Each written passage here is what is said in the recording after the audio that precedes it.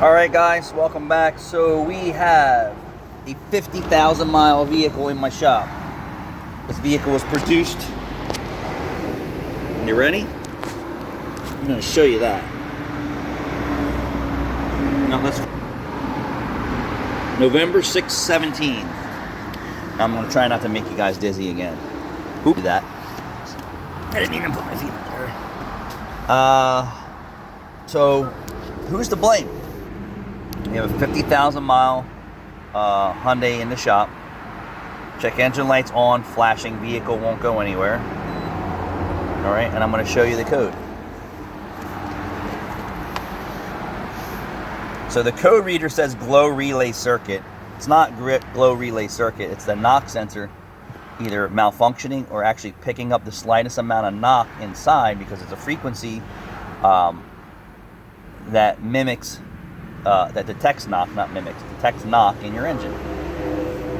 So this vehicle, you can barely drive, the engine light's flashing, there's no power. But who's to blame for this condition at 50,000 miles? So, I'm saying the car is due for an oil change.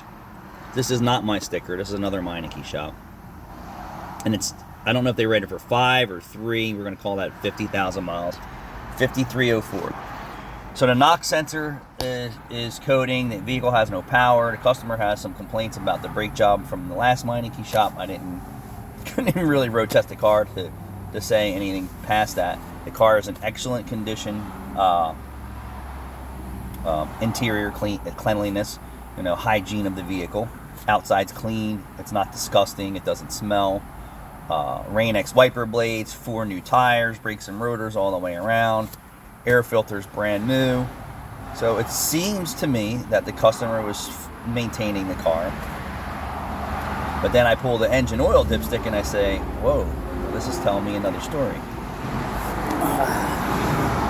So who's to blame? Customer? Or the customer and the dealership? Because you know where he was going for the first 3 years, 36,000 miles.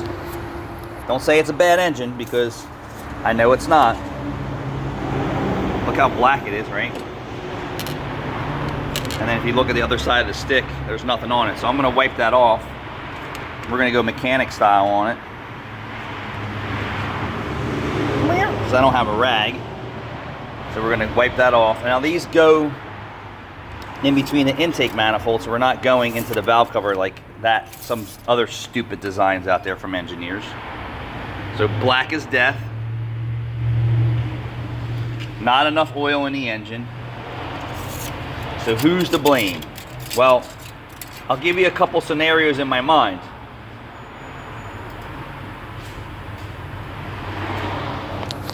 Couple scenarios. Yes. So a couple scenarios in my mind are, one, the dealership and manufacturer saying drive your car 5, 8, 10,000 miles on the oil changes over the 50,000 miles, and here you have engine oil consumption, right? Forget that it's a GDI, engine oil consumption. GDI just makes it worse. Well, I'm going to tell you a story. So you got a 50,000 mile paperweight right now, potentially.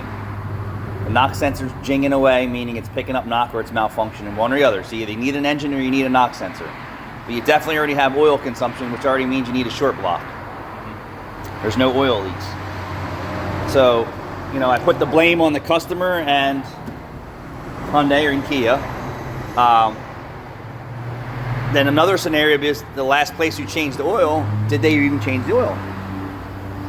Is he doing GDIs and motor flushes? Probably not, right? So a lot of things going on. Here, when I see a car and I don't know what the deal is, like I need a baseline. But I'll tell you for a fact that we had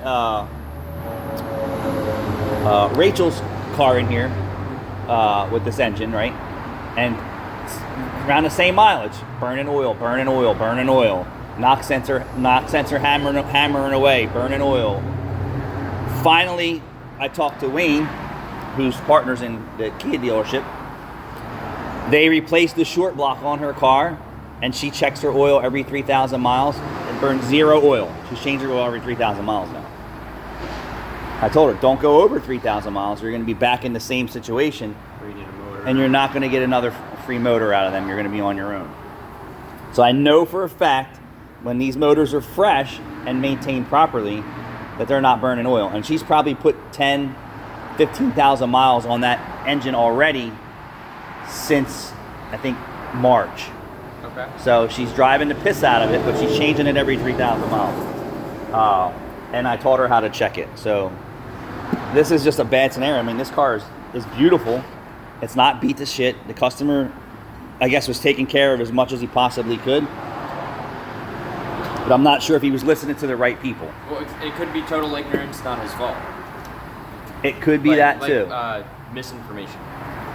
The wrong information in the dealership, right, when he bought it. That happens a lot to people buying new cars. They're listening to the dealer manufacturer specifications. I have dealership techs say that they write the oil change stickers for 5,000 miles and the customers don't come in for 10. Yeah. Like, what? If that's the case, then make it 3,000 miles and shrink that window. You know, we were told to write them for 4 or 5. Wow. And that's still too long. Yeah. Under the abuse that the customers are putting cars under today. But so here we go. I don't know if this guy's got a paperweight or not yet. So I need to change the oil, do a motor flush, do a GDI, put Restore and Protect engine oil in it, and send this dude on his way at the tune of probably $500 or $800 worth of baseline work, if not more, right?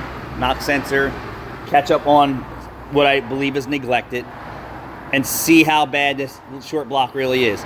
If in 3,000 miles it sucks up 2.5 quarts again, chances are I probably can't save this engine. But we're going to try, and we're going to see. But now I need to get into why his new tire leaks and what he's complaining about with the brake job. But I didn't experience any of that on my 10-mile-an-hour road test because the car wouldn't go any faster. So thanks for watching.